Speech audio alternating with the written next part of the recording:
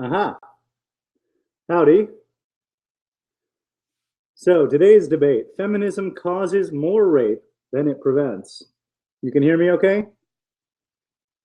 Sweet. So I haven't debated you before, but I watched your intro video. I saw that you used the phrases sexism and racism. So I don't know if you use those when you don't have an argument, like a lot of people do. So I made this sign for Max Mills, call outs resident antichrist, but hopefully I won't have to use it today, but I am prepared just in case. So that said, here is my basic argument.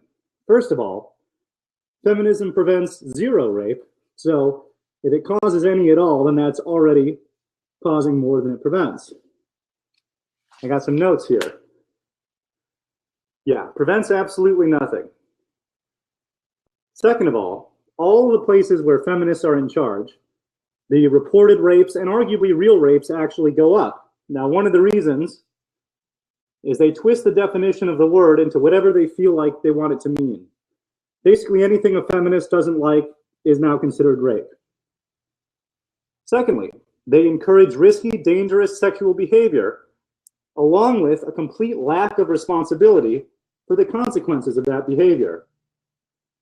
They lie about the numbers, they censor the statistics of who is most likely to rape or otherwise hurt them, and most importantly, they ally themselves with the highest risk, most dangerous kinds of men while deluding themselves into thinking that basically, as long as the men aren't white, they're incapable of wrongdoing.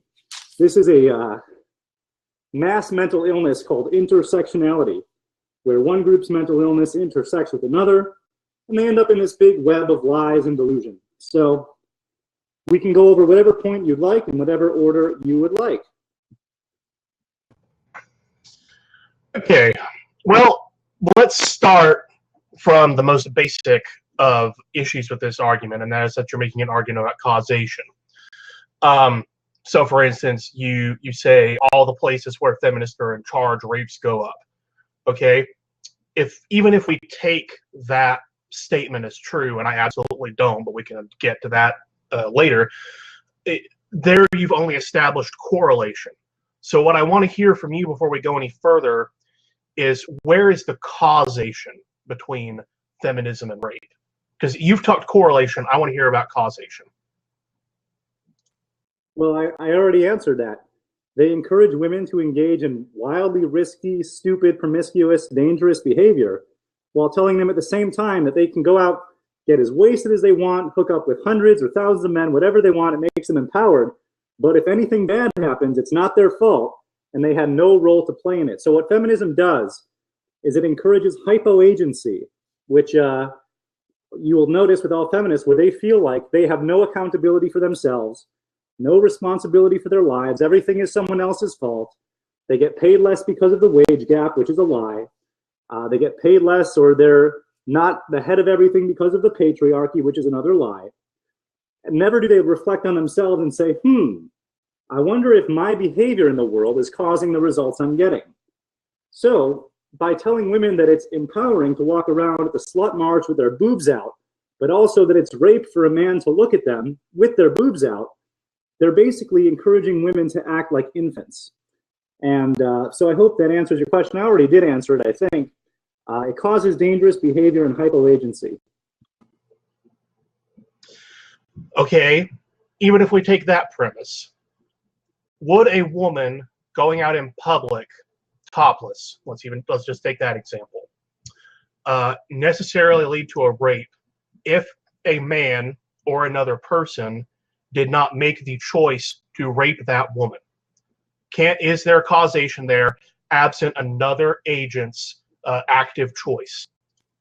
No, of course not. It always takes two to tango. The problem is feminists teach women it only takes one to tango. The analogy that I've heard a lot that I think is really good is, if you don't lock your doors at night, obviously you're not going to get robbed unless someone makes the choice to rob you. But they only have the ability to rob you so easily because you have refused to take intelligent precautions against something bad happening to you. Now, I'm not saying that there are rapes happening at the slut march, but they absolutely encourage dangerous, risky sexual behavior. they encourage women to go out and get as wasted as they want, say it's empowering, but then they give themselves the option of saying, oh, if she feels like a slut the next day, then the drunk sex was actually rape. It's not based on whether she was raped, it's based on what she feels like calling rape or not. Okay. So you have now repeatedly stated that feminists say women can go out and get as wasted as they want. Can you identify some specific feminist figures who have made that statement or something equivalent? If you've ever read Jezebel, which is exactly what it sounds like and is very well named, you will see it constantly. Anytime someone suggests to a woman, hey, you know, maybe it's a good idea to actually conduct yourself in a safe and responsible manner. Those kinds of feminists, people like Amanda Marcotte and Lindy West and all those idiots, they will attack the man for, quote, slut shaming, or they'll say, you're trying to stop a woman from making whatever choice she wants. So a big part of their game is they attack the people trying to help women keep themselves safe and act like adults. But I feel like you're really distracting from the point here. So your argument, well, by disagreeing with me, your argument is that feminism is preventing rape. So I'd like to ask you, how does feminism prevent rape? Well, first of all, I would dispute that premise because you are on the plus side of the statement. Feminism causes more rape than it prevents. Contrary to what you said at first, if feminism prevents zero rape, then it causes no rape. But let me try to address what you said.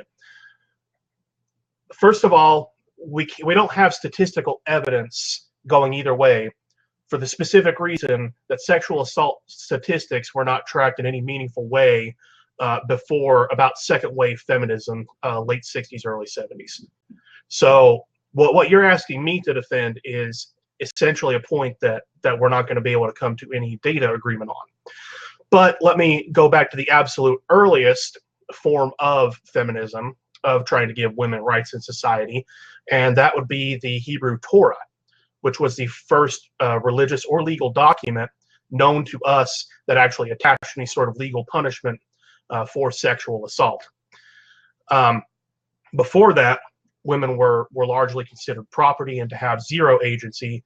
That at least provided the first wave of sort of protections for them. So the fundamental issue with rape is whether women have rights that are enforced by the government, by the criminal authorities.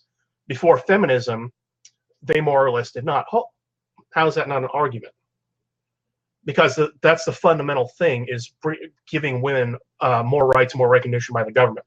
Before modern times, women couldn't even testify in court without an accompanying witness. So if there were women who were raped with no witnesses, there was no way to hold the man accountable in court. Secondly, one thing feminism has done is has given women more access to the ability to protect themselves. Feminism has brought women more Second Amendment rights. So you talk about responsible behavior. One way women can protect themselves is to own their own firearms. That wasn't something that women at common law could do. They couldn't own any sort of property, let alone a firearm. By giving women property rights, they now have the monetary means to purchase ways to protect themselves, locks for the doors being one example. Third, feminism, by allowing women to be independent in society, as your friend the anti-feminist argued that they are, has made them less dependent on males and therefore less likely to find themselves in situations where they are financially pressured into sex that they don't want. Now, I want to turn back to what you were saying about women can go out and get as wasted as they want. I still want to hear a specific example of someone making that exact statement. Okay, the reason I'm holding up the not an argument sign is because I'm not going to let you play this game you played with the anti-feminist, where instead of addressing the argument at hand, you go back hundreds of years to some completely irrelevant topic to try and prove how your point may have been tangentially true centuries ago as a way of avoiding it. This is the exact same thing you did with him during your debate about feminism, where instead of acknowledging and talking about the issues as they stand today, you go back then to talk about that. That's not what the argument is, so I'm not going to let you play that game. Now, you asked me earlier, how is it that when feminists are in charge, rape goes up? I would like to bring up the topic of Sweden in particular because this is a government that proudly proclaims it's a feminist government that now has the highest rate of rape in Europe, second highest rate of rape in the entire world, because they bend over backwards to let in people who are going around committing mass sexual assaults, not only in Sweden, of course, France, Germany, basically everywhere that lets Muslims immigrate with little to no vetting, the sexual assault goes through the roof. So my question for you is, if feminism is so great at preventing rape, why has the rate of rape in Sweden gone up more than 1,400% since they started doing these kind of liberal intersectionality type of feminist policies? Well, first of all, I'm going to table that until my next turn so I can actually fact check your argument. What you said about, oh, you're going back hundreds of years is instructive, because what do we compare the age where we have feminism to, if not the age before we had feminism? I mean, what are you wanting to compare there? You're saying feminism causes X, and you're not wanting to look at the situation that existed before feminism existed. So what do you propose is the means of comparison? What time period or what part of the world do you want to compare feminists versus non-feminists to in your conception of feminism? Okay, the argument at hand that's in front of you and me right now is that in places where feminists are in charge, the reported rapes, and oftentimes the actual rapes, are higher than places where they are not. Where they have infected the administration of various colleges and universities, they spread this absurdly stupid fear-based mentality throughout the women there, telling them there's a 1 in 4 chance they're going to get raped, or 1 in 3, or 1 in 5, none of which is true. We know this is complete bullshit. But by feeding women this fear paradigm, and by telling them anything bad that happens to you in life is rape. I saw one the other day where if a doctor touches a woman's vagina while she's giving birth, that's birth rape. I've seen where if a man looks at you and makes you uncomfortable, it's stare rape. So despite the fact that they completely make up these statistics and it changes depending on the day and who's saying it, they feed women this fear, this unfounded fear, because feminists cannot stay in power. They don't keep getting paid unless women are scared. So despite the fact that if we lived in a rape culture, which we don't, where they say 1 in every 5 women would get raped, that would make rape by several orders of magnitude the most common crime that the world has ever seen anywhere ever. And it's a lie. But you see people making all these accusations, and these false accusations too. Here's another thing feminists do. They heroize women who make false rape accusations, make them out to be heroes and martyrs and good feminists, even though they're just lying, horrible people who ruin men's lives for attention, for book sales. In the case of Mattress Girl is the example I'm thinking of now. They worship and heroize people like Lena Dunham, who, besides being just a disgusting human being inside and out, openly admitted to molesting her sister, made a completely false rape accusation in her book, and instead of saying, wow, this person is disgusting and vile, we don't want to be associated with her, they look up to her as a role model. So that is the point I'm making, and I'm sure you're going to go back to biblical times or some other irrelevant thing. But I would like you to address either the things about Sweden or the things about the lie of the rape culture or any of the other topics I'm talking about in the modern world. Well, that's fortunate because I've now had time to check what you said about Sweden, and the answer is very simple. It goes back to something that you said earlier. Here, I'm reading straight from Wikipedia here, so you can check the sources that are the source for this statement. Unlike the majority of countries in Europe, crime data in Sweden are collected when the offense in question is first reported, whereas in other places, including the United States, it's based on what the crime is when there's an actual conviction.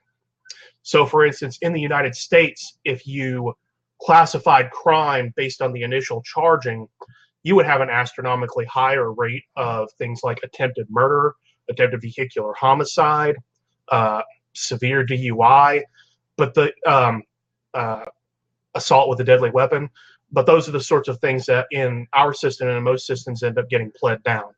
So the answer to your question actually goes back to a point that you made earlier, which is that feminists encourage women to recognize other forms of unwanted contact as forms of sexual assault. You brought up the question of birth rape. I would challenge you to actually look into what is being described there. Uh, Especially before modern times, women were often treated basically like objects in the emergency room, or not in the emergency room, in the birthing room. Instruments were used on them without any regard towards the level of pain.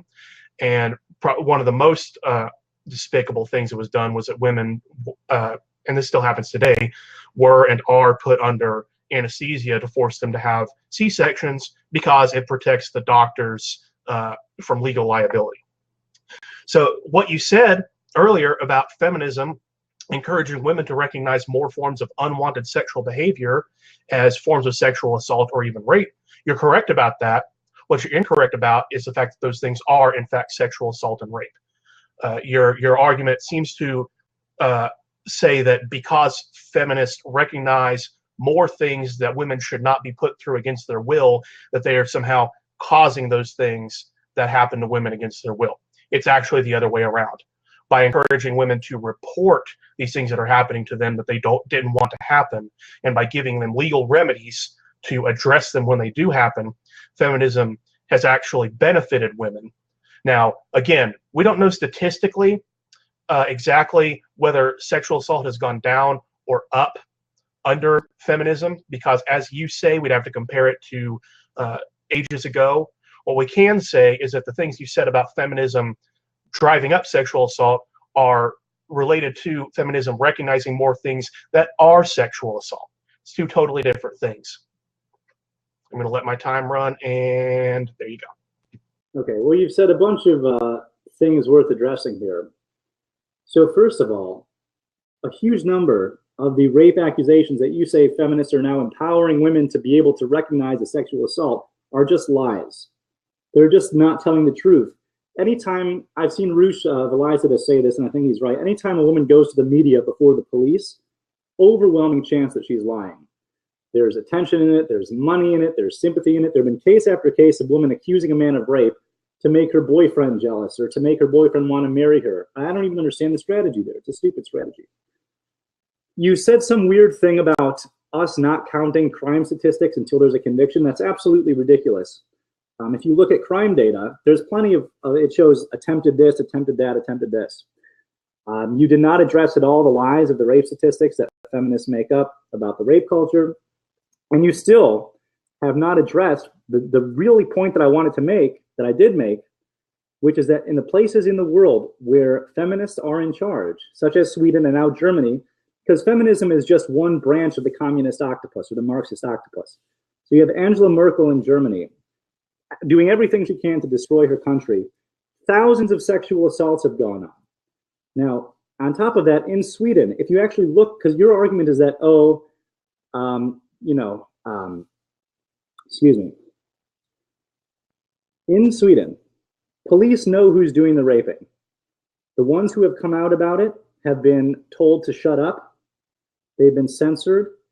They've been told not to bring it up. And that's another point you haven't addressed, which is that feminists censor the truth about who's actually doing the raping. And when women don't have access to the information they need to keep themselves safe, they're much more likely to be attacked. There are parts of Sweden now where the police are telling women it's not safe to go out at night because the Muslim rape epidemic is real. It's not just people recognizing other forms of sexual contact. And even if it were, that doesn't help your argument. So where they're in charge, more women get attacked, and then they go after the people trying to point it out to keep the women safe. Okay, well, at least now we know what you mean by they censor the truth about who's doing the raping. Your allegation is that it's the Muslims and I assume the blacks and the Hispanics, but that's not particularly surprising given your views on our president. We'll table that for a moment. So you say, first of all, I wouldn't necessarily fight you on the idea that if a person who claims to be a victim of a crime goes to the media before the police, there's an issue there. But you're talking about a very small sample size. I mean, you cite two people, and one of them is Lena Dunham, who other than being someone a lot of feminists like, I don't know why she matters. The other is Mattress Girl, who, if you actually listen to her story, she was sexually assaulted. It's just that it didn't. Yes, if you go and actually read what happened, she was pressured into sex by a man that she was seeing at the time, and therein lies the root of your argument. Now, you ask about Germany. The reason that the number of reported sexual assaults in Germany has gone up is because they just recently changed their sexual assault law to say that it is against the law to have sex with a person who is saying no. That's rape. So the reason that the number of reported rapes have gone up is that Germany finally has a definition of rape that actually covers all the rapes. It's the same as your argument about Sweden. The reason the numbers are going up is that because of feminist activists, they're starting to recognize the unwanted behaviors that have been sexual assaults all along as criminal acts. So you keep going in this direction where you're relying on these statistics that are actually driven by the fact that before feminism, rape was not attacked strongly enough by society, by the criminal justice system, by men who were willing to say, oh, you know, you were dressed this way, so you were asking for it or whatever.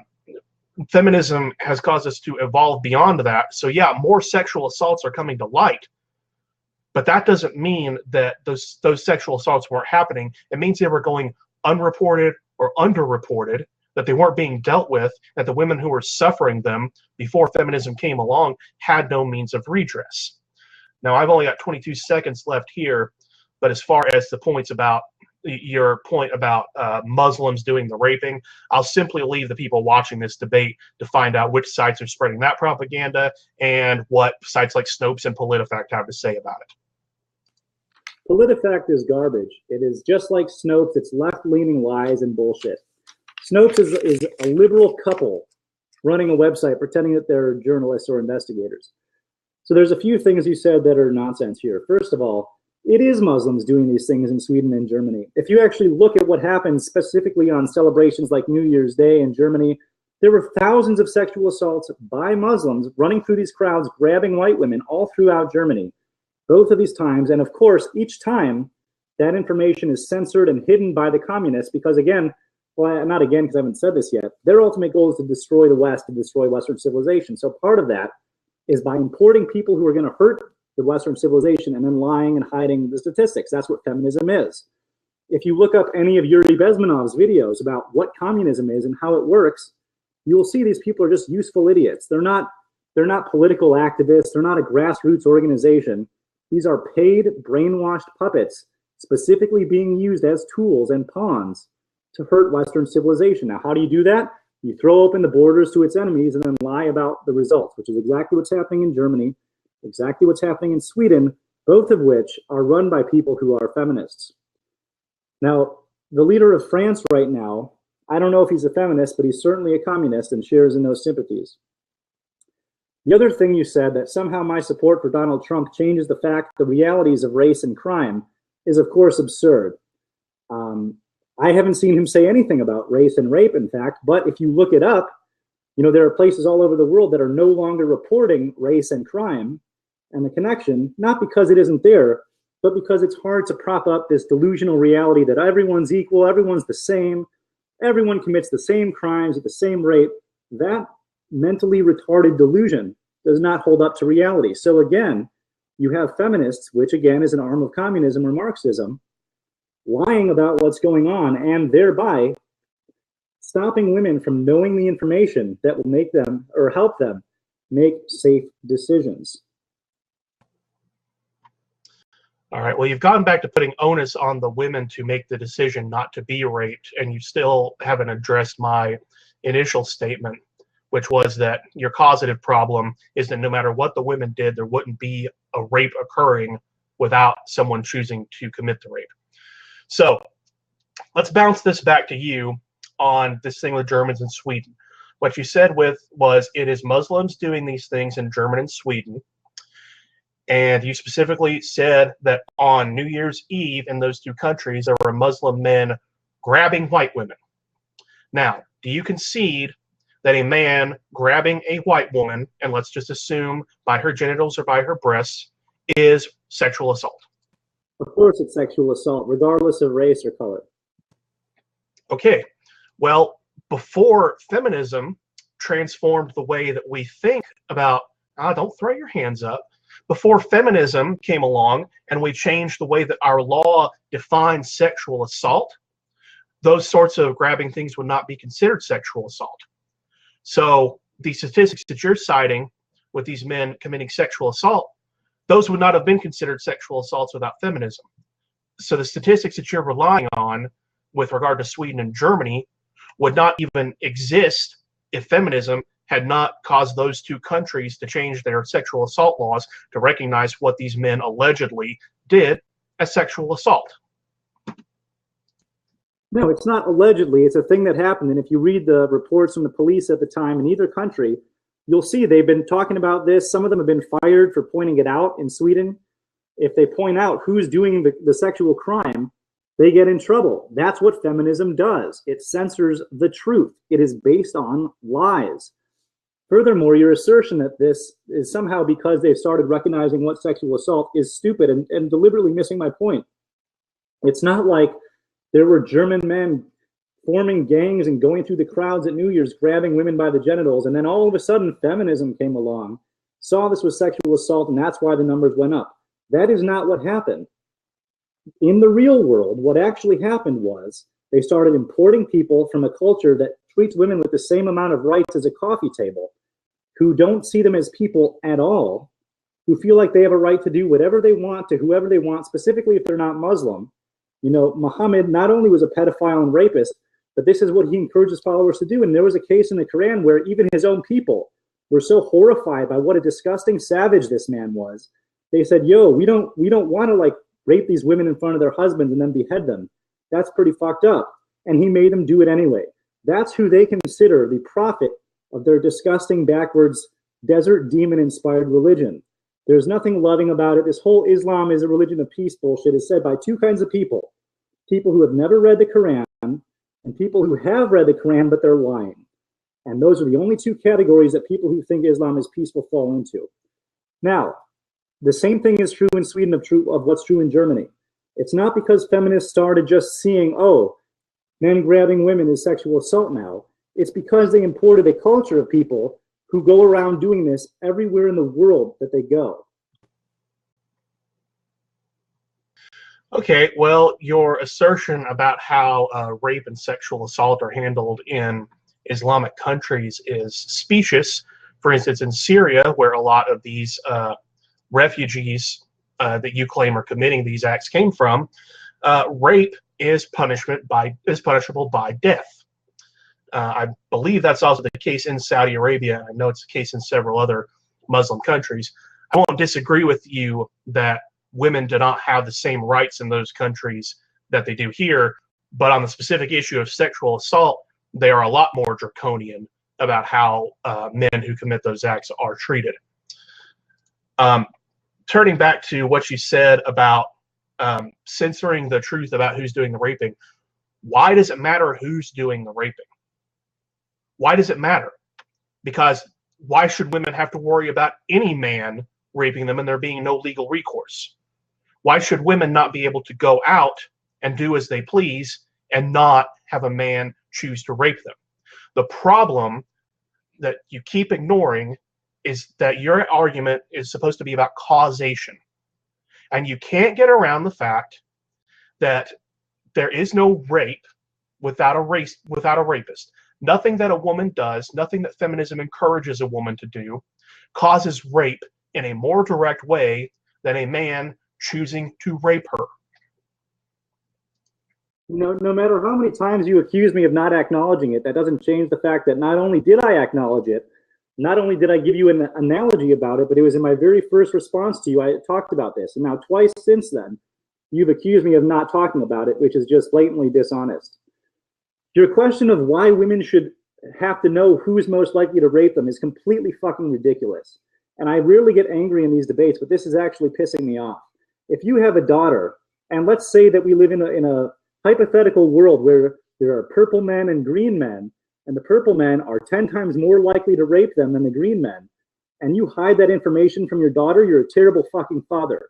And you're doing her a disservice by not allowing her to know, you know what? Maybe I'll avoid the neighborhood with all the purple men because I don't feel like doing something stupid and getting raped.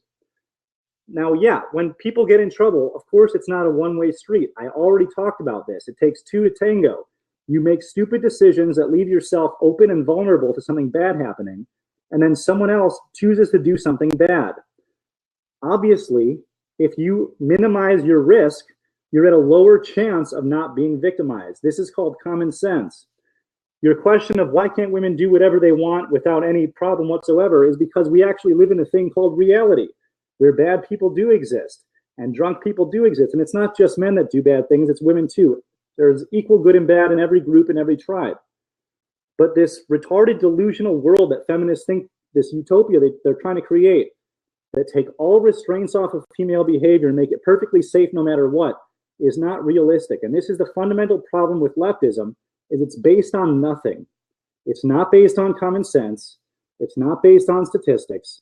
It's based on this world that you just so clearly articulated when saying, why should it matter who's most likely to rape them? I pray to God that you don't have a daughter, because if you do, I feel quite bad for her.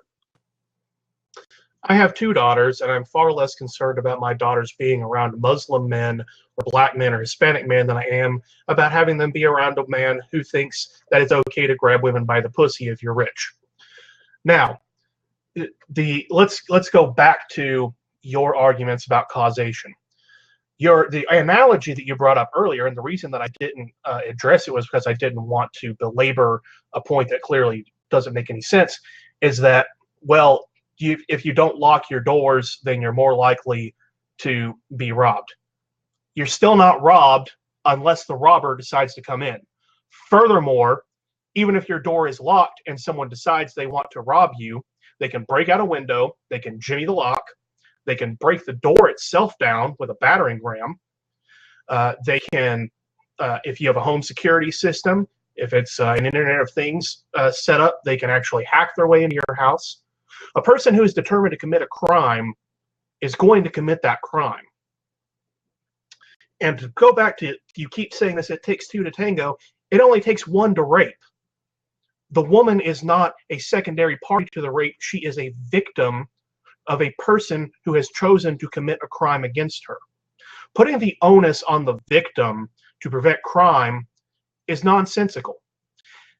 And like I said, I do have two daughters. I am going to teach them proper handgun use. When they are of age, they are going to be armed. And I'm not going to tell them just to worry about one kind of man. I'm going to say, if a man, no matter what he looks like, goes to do something like this to you, and you do not want it, you blow him away. That's a fine thing to say to women as far as taking precautions. It's still not her fault if she's not fast enough on the trigger. It's not her fault if her gun misfires. And it's not her fault for leaving the house and doing things that are normal within society. And it is normal within our society for women to go to parties, to drink. It is normal in our society for women to go out in public not wearing the hijab, which is apparently the sort of thing you'd prefer versus normal attire for campus parties, ironically. Women can go out and do the same things that a man can do, and it's not their fault if a man takes that situation as a signal to commit a crime against them. So you're arguing two different things now. On the one hand, you're arguing women shouldn't have to take any precautions because nothing that happens could ever possibly be related to their choices. And then at the same time, you're saying that you're going to teach your daughters how to use a gun, which you should, and which is a good thing to do.